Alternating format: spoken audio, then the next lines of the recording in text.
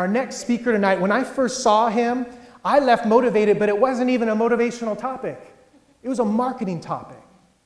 And what I loved about him is he was one of the most sincere, authentic, transparent people that I had ever met. And he's been motivating business audiences all over the world ever since, and I'm so excited. He was literally in the country long enough to get him here tonight. Here's a little more about our next speaker.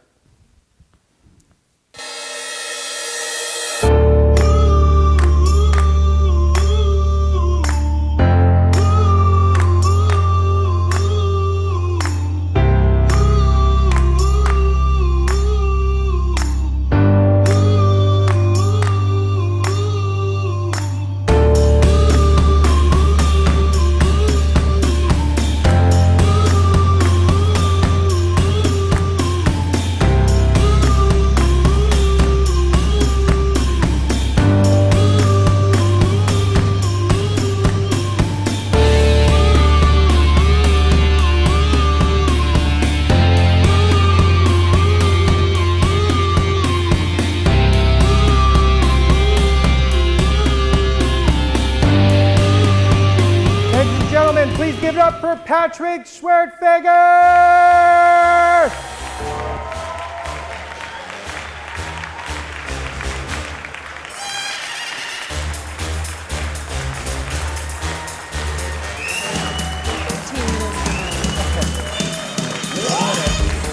I'm not going to cut the panel, but I'll probably cut it.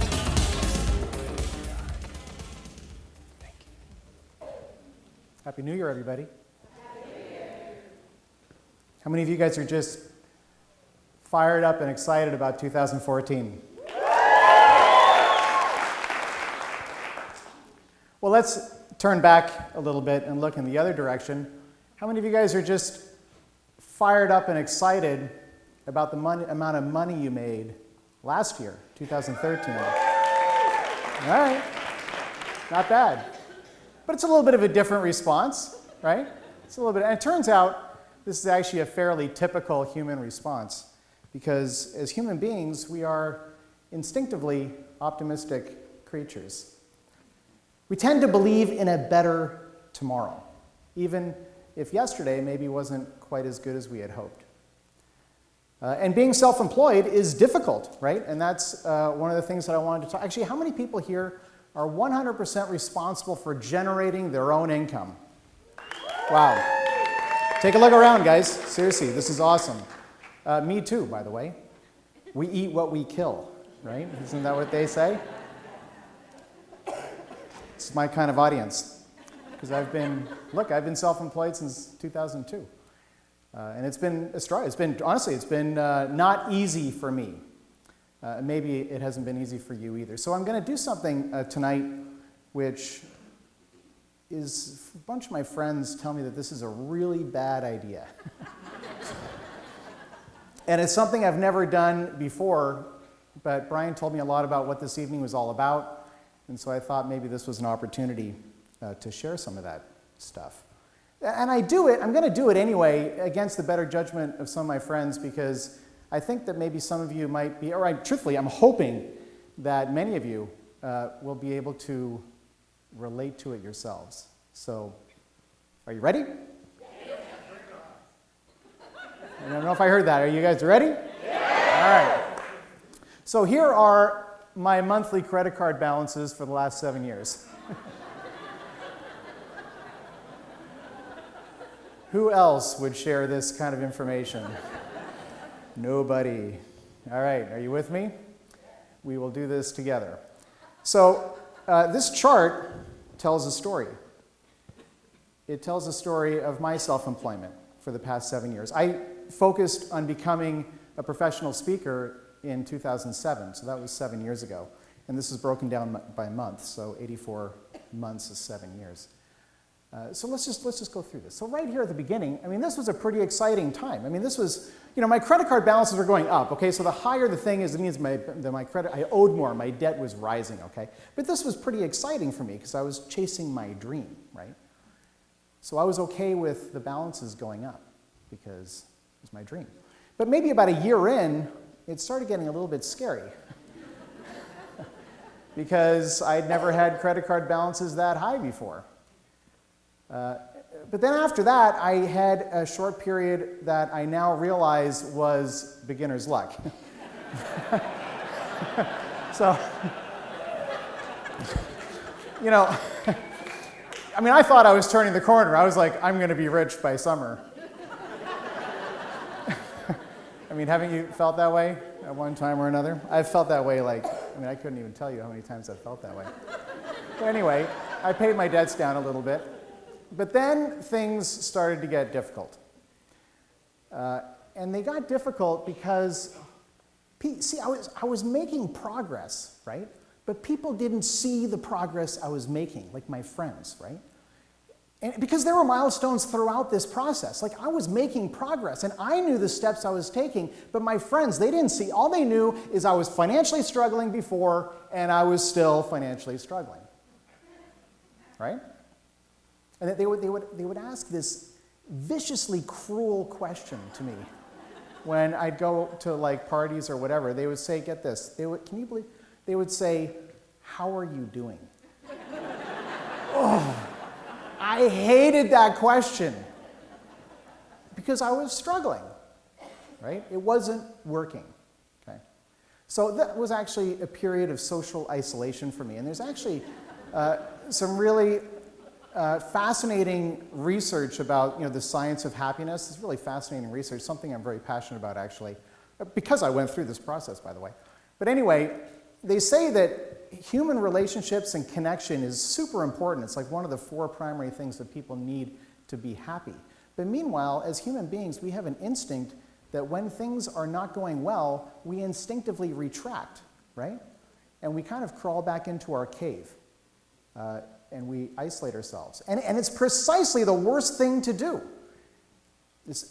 Because it just makes it worse, right? And anyway, I was guilty of the exact same thing. So this led to a period, and this was by far the hardest period of time in my life. No joke, guys. I mean, seriously, if you knew. It was, I mean, I've never had anxiety in my life, but it started. I got these panic attacks. It was brutal. It was crazy. I couldn't believe it. But anyway, I mean, I had my ups and my downs, and I was making progress. It's not like, it's not like I was walking the ledge or anything. But it was, it was difficult. Anyway, you get my point. But then I ended up, 2011 was actually a fairly good year for me, especially at the end of the year. I kind of made a bunch of money all at once, so I got a chance to pay my debts off, and that was a massive relief for me. And there again, I thought, that's it. I've turned the corner. I am out of the dark. I'm going to be fine, right? And then things got bad again. So, we still together on this? All right.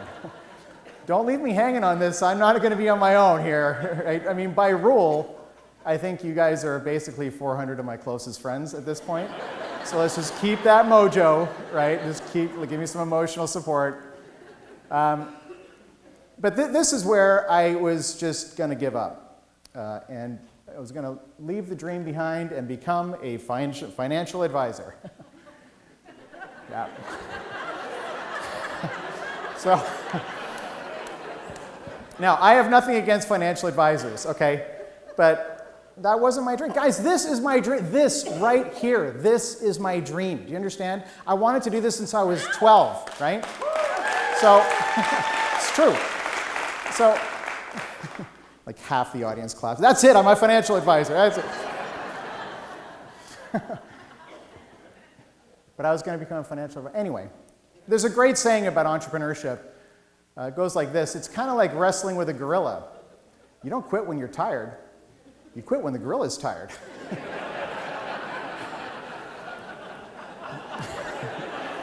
And so that's what I did. I mean, I kept on fighting because you don't know how long it's going to last, right? You don't know how long it's going to take, right? You guys are self-employed. I'm not the only one. So I kept on fighting. And then just kind of at the nick of time, right at the end there, I finally got some traction, which was unbelievable. And I'll tell you a little bit about that in just a little bit. But just looking back on this, this was my dark cave, okay, right here. That was my dark cave. And this was my period of calibration, right, which is basically code for like flailing around desperately, trying whatever you can think of to try and get your business to take off, right?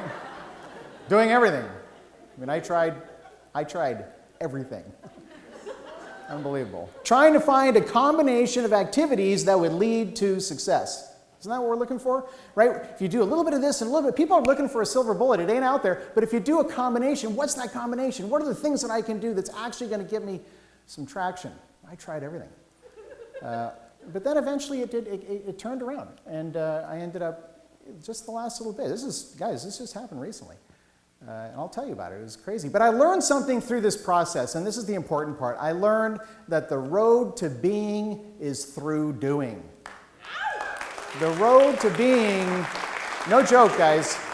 If you want to be happy, you need to do happy. You want to be healthy, you need to do healthy. If you want to be successful, you got to do successful. You got to find people who are doing successfully, who are doing well, and find a way to do what they're doing in your life. Maybe not on as big of a scale. Maybe it's a smaller scale, right? Maybe you're a smaller business, whatever. But you got to find a way to do those things. Even if you don't think you're ready, you got to find a way to do them and do them now. Because the road to being that person is by doing those things. So just take a second and think about your industry, whatever business you're in. Just think about all the other people who are doing basically the same thing as you. And there's probably a lot of them. There's a lot that do what I do. And now think about those rock stars, right? The ones who are just killing it. Right? I mean, seriously, no joke. Just take a second. Think about who are those people in your life? Or maybe they're businesses, right? It could be a business. But who is that in your business, right? In your industry? And what are they doing, right? What are those companies, what are those people, what are they doing as part of their business that makes them so successful? How can you do the same thing? So for me, I was looking at successful speakers. That's what I wanted to do, right? And so I really found, you don't have to do everything. You have to find something that's congruent with your personality or your strengths or whatever. I mean, everyone's going to do a different combination for themselves. But I found basically two things that successful speakers were doing that I thought I could do myself. And the first one was going international. Now, I got to tell you, because this was crazy, and I got to tell you this story, because this started for me in September 2007, and that was, no joke, that was a difficult time. That was right at the beginning. Like, I've published 3 books, but the first one didn't come out until 2008, so 2007, that was, I wasn't, I was struggling. So anyway, and I remember it was a Thursday evening, and I was literally sitting on my desk drinking a beer, and I was in front of, this is a true story, guys, and I had my computer in front of me, and I was brainstorming. I was like, what can I do to get my business going, right? And I thought, I should speak at a conference. And I know it sounds obvious, right? But at the time, I'd never done it before, so I was like, it's a new idea to me. So I went to Google and I searched for the phrase Internet Marketing Conference because I was kind of focused on internet marketing at the time. That was a more popular phrase back then than it is today. But anyway, it turns out there actually is an Internet Marketing Conference, right? So that came right up. And I went to the website. This was the website. But at the time, this conference was taking place in Stockholm, Sweden. And I was like, oh boy. It's not really what I had in mind, but they had a little tab that said speaker, and I clicked on it, and then there was a description, there was a link there that said submit a proposal. And so all of a sudden, now I'm looking at this online form, and I was like, holy smokes, should I fill this out?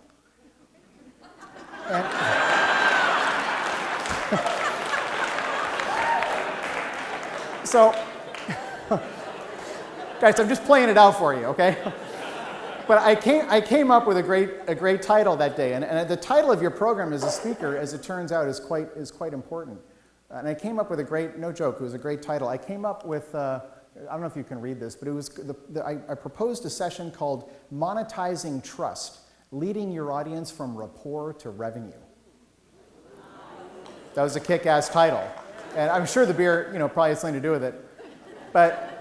So anyway, I clicked submit. I didn't expect, guys, I was like nobody, right? I hadn't published any books or anything. I was basically new at speaking. I'd never spoken at a conference, so I was totally a newbie, okay? So I submitted, didn't expect to hear anything, and sure enough, like on the Friday, this was a Thursday, so Friday I didn't hear anything. There was nothing on Saturday, nothing on Sunday. I woke up on Monday morning. Seriously, guys, you have no idea. And there was an email that had come in at 2 o'clock in the morning, which is like the middle of the day in Stockholm, right? Saying, we're interested in your proposal. And I was like, oh my God, right? So,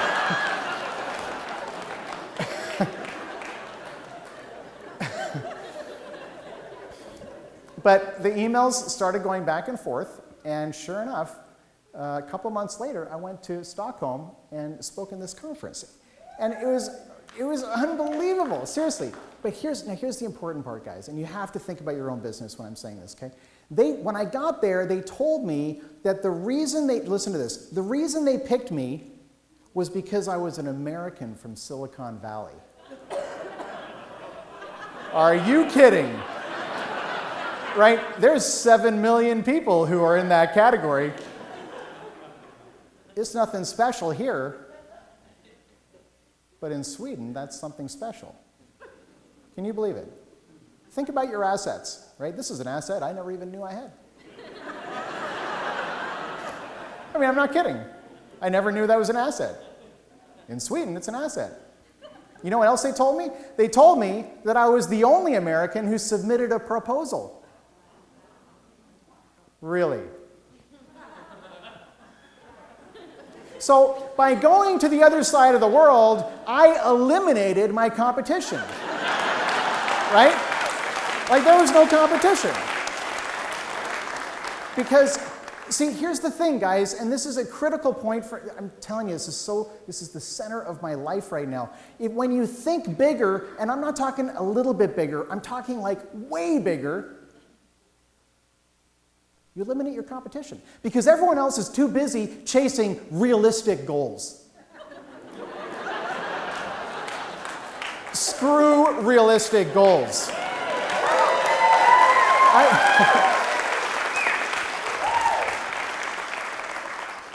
I'm not saying it's going to work every time, right? But why chase the same goal that everyone else has, which is just a little bit bigger than this year? Screw that. I'll shoot for the big one because I had very little competition.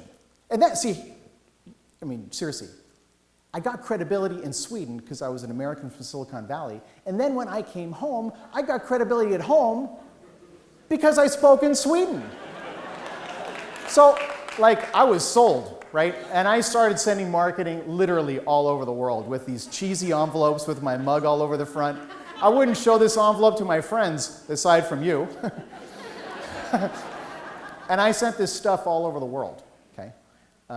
And what ended up happening, see, this whole started right at the beginning of my process. It was right at the very beginning, right?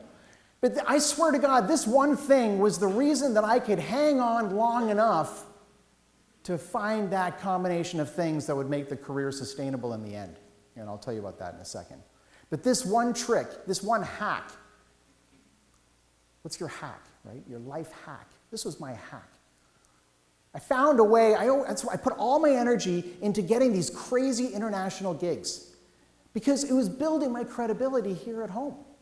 The hardest place to get paid to speak is in your own backyard. Go to Dubai, all of a sudden, you're someone special. Are you kidding? It's true. Try it. It's a true story. All right, the second one. So the point is, guys, think bigger. It's not just like an empty phrase. I really believe this. This is the story of my life, right? Think bigger. Think bigger about your goals, like way bigger, 10 times bigger than what you are. I'm not saying it's going to work, but you may as well give it a try because you might be surprised. You might be surprised. There might be no one else around and you're all on your own doing it. It's a lot of fun. All right, number 2, I did video, right? I set up a green screen studio in my second bedroom. It cost me less than $500, actually less than $400, including the camera. And I started doing videos. When did I start doing these videos? Last March. Not even 1 year ago. 10 months ago. 10 months ago. I started this video blog called Strategic Business Insights. And I didn't make like 1 or 2 videos. I made like a ton of them, right? I made a different video every week, okay? And I put them up on my website, one every week. Guys, this is not even 1 year old yet, okay? It doubled my revenue instantly. Seriously.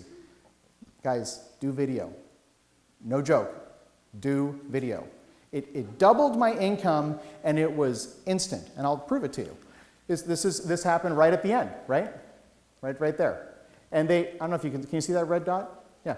So people book 4 or 5 months in advance when they're booking a speaker, right? So it took a little while for it to kick in, and then boom, the debt was gone. And the last few months since then, it's been, I can't even believe the difference. I mean, no joke. And I have a few friends here in this audience who've watched this unfold. No one was more surprised than me. Do video. It will change your business. The road to being is through doing. Right? Find things that you can do. Find things that you can do in your business, whatever it is. Right? Thinking bigger is a great way to start, but that doesn't identify what it is you're going to do. Right? But find something that you can incorporate into your business, something that the industry leaders are already doing in your industry. And find ways to do those things yourself. And secondly, do video.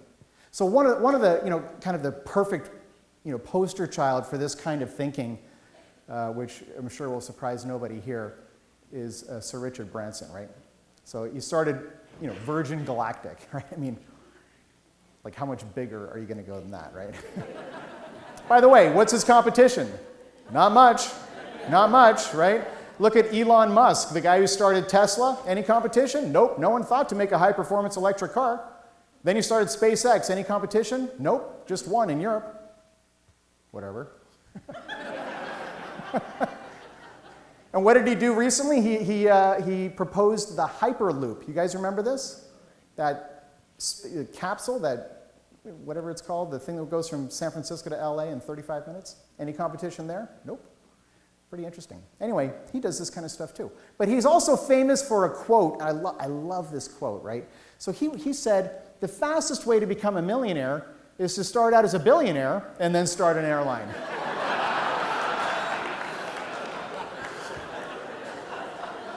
Genius. Genius. Now, I mean, obviously this is a joke, but I love the quote because it relates to the way that I look at life, okay? And just hear me out on this, because I look at life I look at careers kind of like skyscrapers. Like, every career has its own skyscraper. So like politics, right? Politics is a skyscraper. And at the top of the skyscraper is the President of the United States, right? So that's the top of that industry. And then but real estate and insurance and financial advisors, right? All these things they're just skyscrapers in my mind. And people are always thinking, how do I get to the top? Right? What's the fastest way to get to the top of my industry? And most people climb the stairs. And it works. It works. It's hard work. It takes a long time. But it'll get there eventually. Think start in the mailroom and become CEO in 35 years. Right? That happens. Those stories are real. Right? There's a few of those out there. But some people want to take the elevators. Right? This is a faster way to the top. So go to Harvard and become CEO in 8 years. Faster way to the top. But the fastest way to get to the top floor of a skyscraper is to parachute down onto it from above.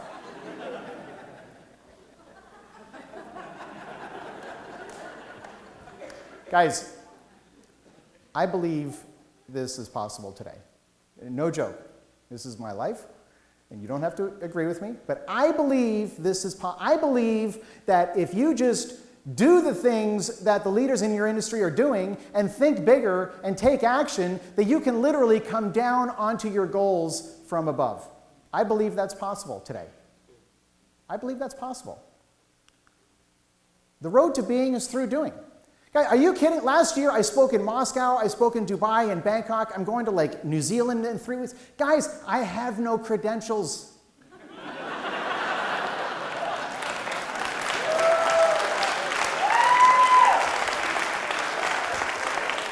I have no credentials. Guys, look, I work really hard, no joke. I mean, I read every book, I research this stuff like crazy. I want my programs to be good. I want to be the best at what I do one day. I really work hard at it. And there's the details, tiny little details to become a better speaker. I'm a student of that stuff. I'm passionate about it. But I don't have like some incredible, undeniable victory in my past that justifies my career as a speaker. I didn't land a plane on the Hudson River like Captain Sully Sullenberger. He's a speaker today. I didn't saw off my own arm because I got stuck under a rock while hiking in Arizona. That guy's a speaker.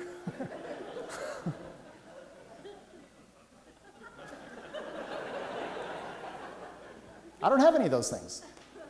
You know what my claim to fame is? My claim to fame is that I have no claim to fame. And that, I'm getting hired for it. Because it's like the you can do it too message, right? So people are like, you know, so my lack of credentials has become my credential. Who knew?